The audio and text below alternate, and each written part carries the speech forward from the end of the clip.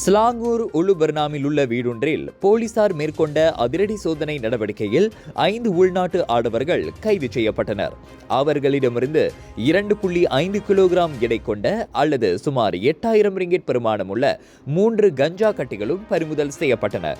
நேற்றிரவு மணி 10:50 வாக்கில் 21 வயதுக்கும் 59 வயதுக்கும் இடைப்பட்ட அந்த 5 கைது செய்யப்பட்டதை உலுகில்லான் மாவட்ட போலீஸ் தலைவர் சூப்பரிண்டென்டென்ட் அஹமத் ஃபைசால் தஹரீம் உறுதிப்படுத்தினார்.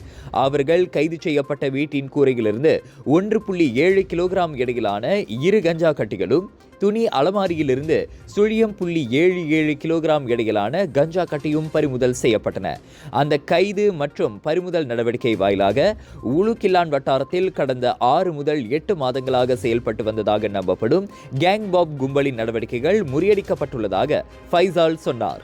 பறிமுதல் செய்யப்பட்ட போதைப் பொருட்கள் உலுகில்லான் மற்றும் உலுபர்னாம் சுற்றுவட்டார பகுதிகளில் விநியோகிக்க ஏதுவாக பதுக்கி வைக்கப்பட்டிருந்தவை எனவும், குறைந்தது 5000 போதைப் பித்தர்களுக்கு அவற்றை விநியோகிக்க முடியும் எனவும் நம்பப்படுகிறது. கைது செய்யப்பட்டவர்கள் விசாரணைக்காக 7 நாட்கள் தடுத்து வைக்கப்பட்டுள்ளனர்.